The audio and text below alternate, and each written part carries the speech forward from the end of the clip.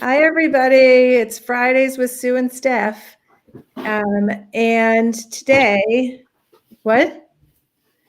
Today we are going to discuss what do you meme, which Stephanie knew it was a game. I didn't know it was a game. But I would like to play it because I think, the thing that I was thinking about when we were coming up with the topic is that when things become important to you, like if I go on a hike and I see a beautiful picture, I want my camera to take that picture. And then over time, I start looking for pictures, right? Like I almost am behind the lens all the time going like, would that make a good picture? Right. And I have a kid who does a lot of photography. And when we would hike, when they were here during COVID, I would say, is that a good picture? And he'd go, no. And I'm like, okay, but the truth is I love that picture. So I guess you don't have to be my barometer. So like, he has a really good eye for it, but sometimes I just saw beauty in something that maybe no one else would, and I still wanted to do it. So I feel like we've moved a little bit into that space when it comes to memes. We at Your Teen spend a lot of time reading memes and coming up with memes. And Stephanie and I were talking about how you kind of start to see the world in memes. Like someone says something and you go, oh my God, that would be a great meme. Anyway, so it's a little bit of a funny look at the world, and so like specific to this moment. Like 10 years from now, someone might be like, what's a meme? How did you guys do that? It was so stupid. But right now, it is filling us in a funny way. There's a lot of sharing of memes, and it can really make you laugh out loud, especially when things can be kind of serious. So I'm going to start. We said like let's share a snarky meme that we would write from the last week, and let's share a loving meme. I'm not sure that mine divides so clearly, but I came up with a bunch of them, and then Stephanie's going to jump in with hers because she's got a few percolating in her mind as always. So the funny one in my mind is my kids call me by my first name. And you can feel free to put in the comments how disrespectful you think that is, but they aren't disrespectful. I created that situation because when you call your mom and she doesn't respond, you start to call her Sue, and then you see that she responds every time. So the meme is, wait, what did I write down? When your kids call you by your first name because you never respond to mom. So that's my kind of snarky on me. Great solution. I think my kids were really good problem solvers.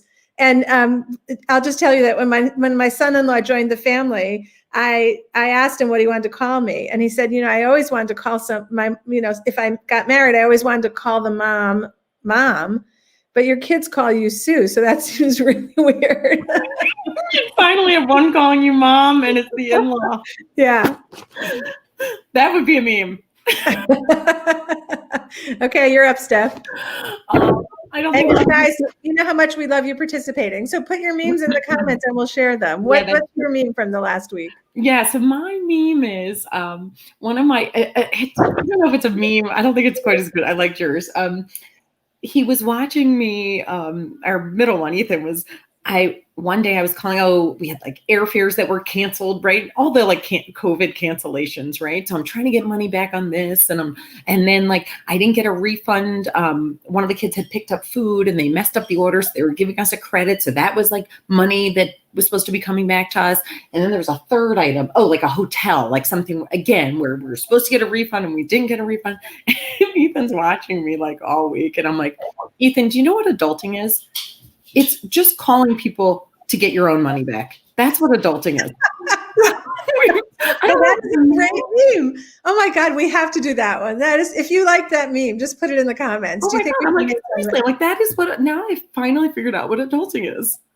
I mean, it's crazy. So, okay, so that's my snarky one. I always have snarky. When we talked about this, I was like, I do have a snarky one because that's like the default. What's a loving one? I do love the mom one. I'm trying to think what happened over the last week.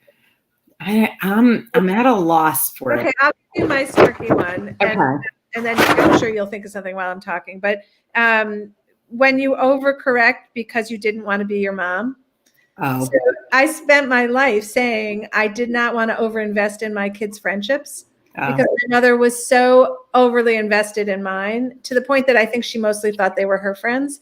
And so my kids can't stand that I don't remember their friends. They're so mad at me all the time when I go, wait, remind me, where do you know them from? And they go like, she's been my best friend for 3 years. Like, anyway, so to me, that is like the funniest thing because I set my mind to not be something. And I now have kids who are going to say, when I have children, I'm always going to remember their friends. Okay, okay, I do have one. I don't know if it's loving, snarky, or just super dark. But all three. Maybe all three. So yesterday, I always tell a story like when the kids were little, like what would I have to do that they would be like, wow, maybe something's wrong with mom. I could be walking around. Do you remember in the cartoons where they'd like do like that thing where like if they had a toothache and thing? I think I could have been walking around with that and like crutches and stuff, and they'd be like, what's for dinner? Do you know what I mean? Like just no. Okay. So yesterday has not been good. Like everybody, I'm not special. I walked into CVS the other day. They have a whole end cap that says need help sleeping. I was telling my kid there's like an 8-foot by 10-foot space now. I'm like, that did not exist before March of 2020. Sleeplessness certainly did, but not to the degree it does. So now there's a whole thing for it. So I thought that was fascinating. But yesterday at like 3:45, I declared to the family, Thursday afternoon, I'm going up to take a nap. They were like, what's wrong? Is something wrong? What? And then like, even after they were like, why'd you take a nap? Why'd you like so many questions? I thought I should have employed this years ago. Like when you finally get your kids' attention, I think I diverted the whole dinner question. I should have been doing this the whole time. No, but it wouldn't have worked. It's just because you don't do it that they were like, something really wrong happened here. Right? What's wrong with mom? Right? Yeah. Okay, so we're going to listen to this afterwards and make memes from all of these. And please, we're begging you, jump in. Jennifer, don't you have anything to tell us in a meme? Tell us what you would write this week. I have one sweet one, which was my kids were all out in California together, and they were calling and telling me what the other one was doing to annoy them. Like there was a lot of this, and I kept thinking like, well, I thought maybe we'd get a week, but we probably got an hour before I got a phone call. And I got really good at deflecting it. It just kind of being like, it is really hard. And I didn't want to like be the peacemaker in the middle of this whole thing, nor would I be effective, by the way. Yeah. Anyway, so I was really like, kind of like, I hope this goes well. And then they FaceTimed me. The 5 of them were on a couch together in Jessica's apartment that was too small for 3 people, like laughing and joking and nudging each other. And I thought, you know what? This is what it's like to have siblings. Like, they annoy the hell out of you, and then you're calling them because something bad happened and you want their support, and they're right there for you. Yeah. So it was like that picture was like, I wish I had thought to take a screenshot, because the next time I get a phone call, I just want to have that somewhere in my visibility. Like they have each other. Yeah. Oh, so Jennifer's brain isn't working yet. Okay, well, we're going to count on you. Ours aren't either. Yes, just to be clear, we did spend a long time trying to come up with these, and you did not have notice. All right, any more? I think I wrote down some more. Did you have any more? I don't have any more. But I do love what you just said, because it is the siblings. We should do siblings next week. That stuff is just not only our kids, but like I even think of all the sibling stuff, like with me as an adult, and some of the stuff. I mean, we were telling stories the other day, and I was crying thinking about because some of it is just so funny. Like Dan's mother she has a big box of all the things the kids ever wrote, and in them are things like a note left on the kitchen table. I hate Daniel. He's a jerk. Why does he have to be in our family? Like, it's kind of like, and she kept them all. They're just so funny. I cannot wait till these kids like get married or something, or have a baby. I've got so much material. Okay. I had one last thing. So your gift is that you surprised your kids with taking a nap. So Yes. it was kind of like that was so dramatically different than the 24 years you've been parenting that, they were like, what is going on here? It was almost, it was unnerving to them. Right. Totally.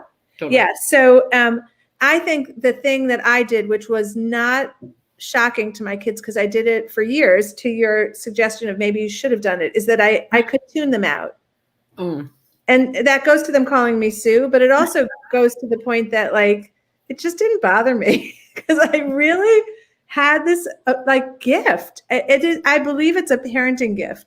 Yeah. To just kind of hear the annoyances and not have it seep in, So that's why we get along.